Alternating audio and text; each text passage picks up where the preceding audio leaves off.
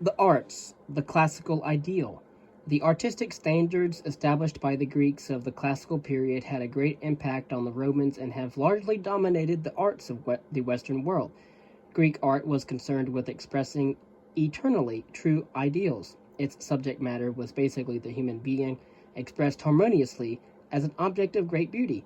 The classical style, based on the ideals of reason, moderation, symmetry, balance, harmony, in all things, was meant to civilize the emotions. We look at the Greek word sophrosune, which means temperance, balance, self-control, etc. In architecture, the most important form was the temple dedicated to a god or a goddess. At the center of Greek temples were walled rooms that housed the statues of deities and treasuries in which gifts to the gods and goddesses were safeguarded. These central rooms were surrounded by a screen of columns that made Greek temples open structures rather than closed structures. The columns were originally made of wood, but were changed eventually to marble in the 5th century BCE. Some of the finest examples of Greek classical architecture were built in the 5th century Athens.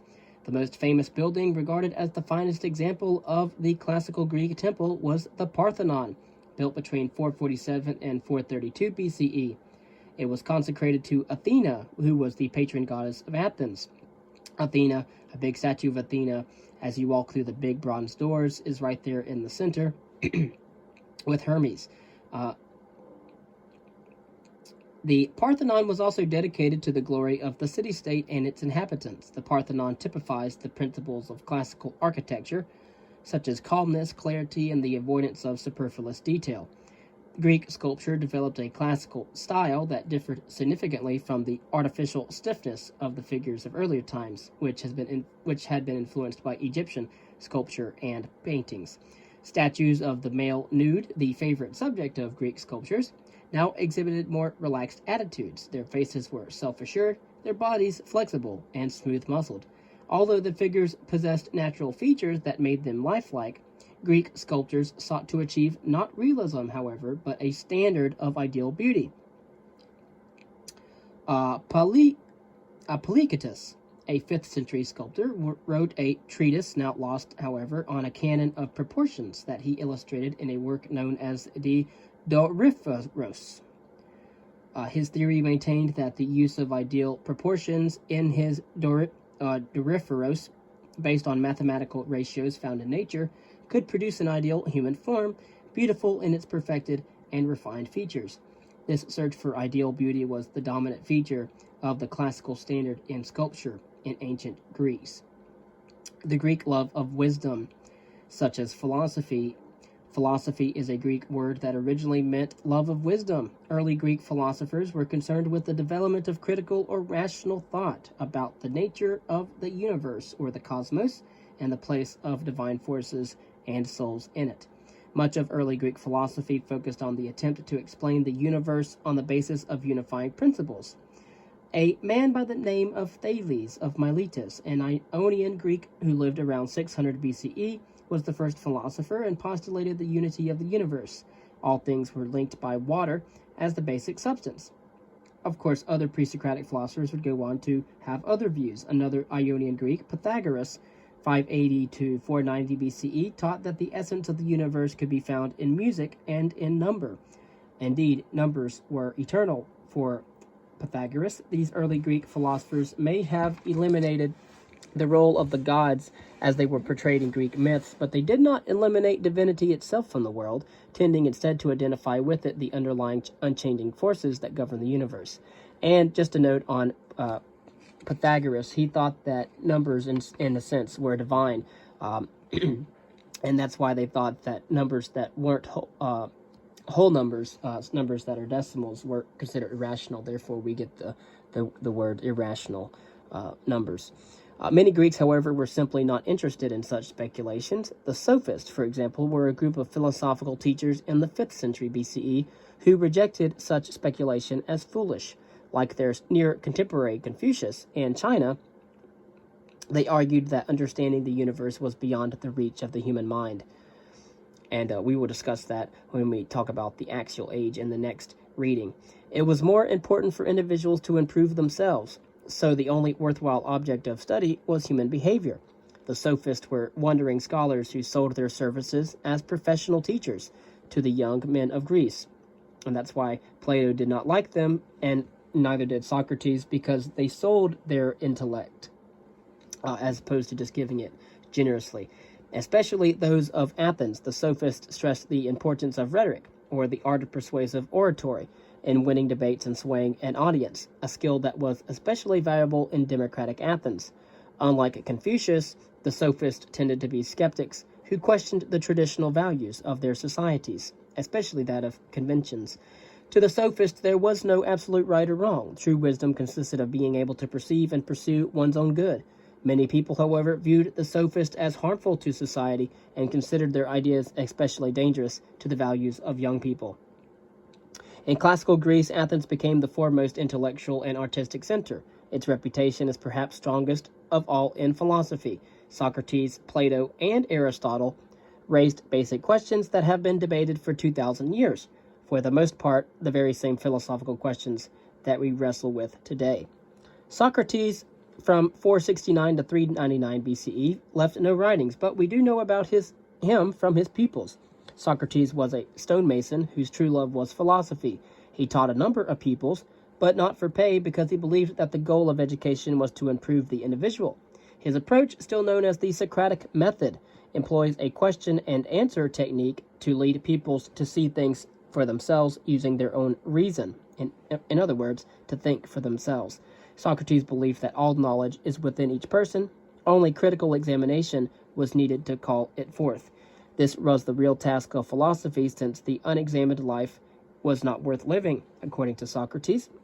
Socrates questioned authority and criticized some traditional Athenian values, and that soon, of course, led him into trouble.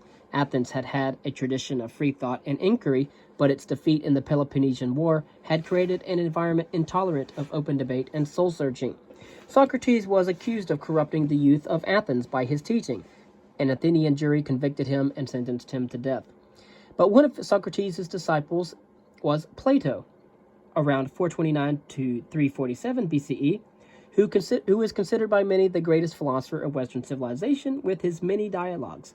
Unlike his master Socrates, who wrote nothing down, Plato wrote a great deal. He was fascinated with the question of reality, or in other words, how do we know what is real? And so he was the first epistemologist. According to Plato, a higher world of eternal, unchanging ideas, or forms, has always existed. To know these forms is to know truth. These ideal forms constitute reality and can be apprehended only by a trained mind, which, of course, is the goal of philosophy.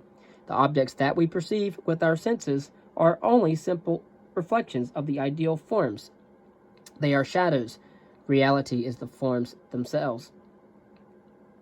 Plato's idea of government were set out in his dialogue titled The Republic, and based on his experience in Athens, Plato had come to distrust the workings of democracy.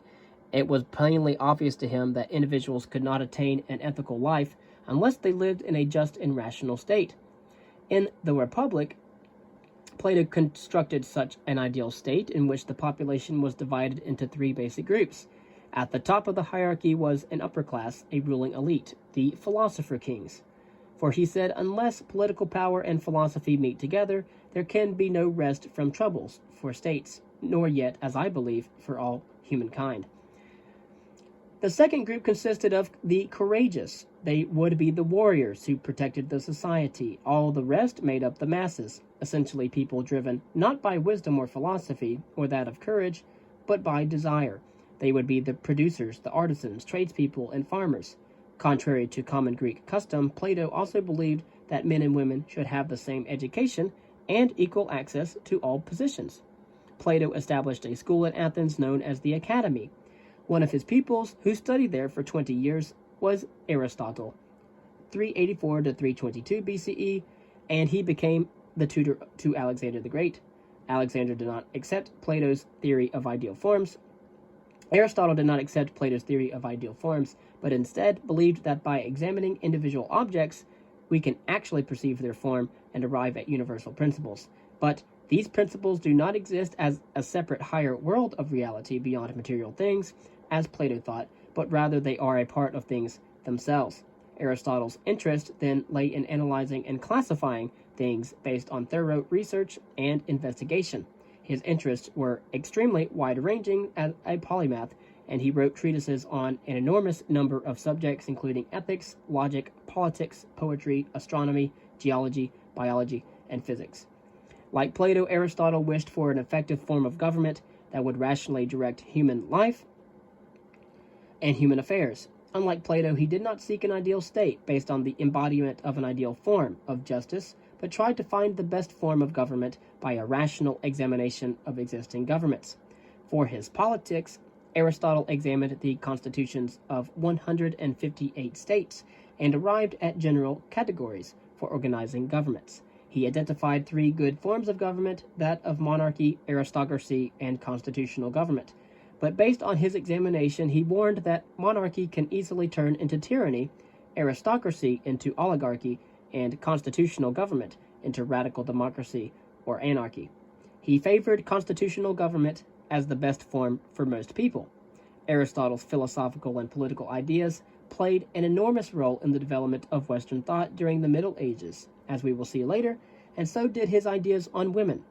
Aristotle maintained that women were biologically inferior to men. He said that a woman is, as it were, an infertile male. She is female, in fact, on account of a kind of inadequacy. But, therefore, according to Aristotle, women must be subordinated to men, not only in the community but also in marriage.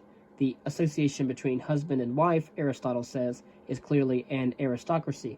The man rules by virtue of merit, and in the sphere that is by his right, but he hands over to his wife such matters as are suitable for her. End quote. In the next part, we will talk about Greek religion, as well as the axial age and its relation to the Greeks, and we'll compare that to that of Confucianism and Taoism in the 6th century.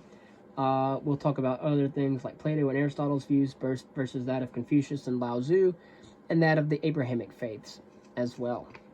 We'll also go over life in classical Athens, such as economy and lifestyle, family relationships, and others before we go and talk about the rise of Macedonia and the conquest of Alexander the Great.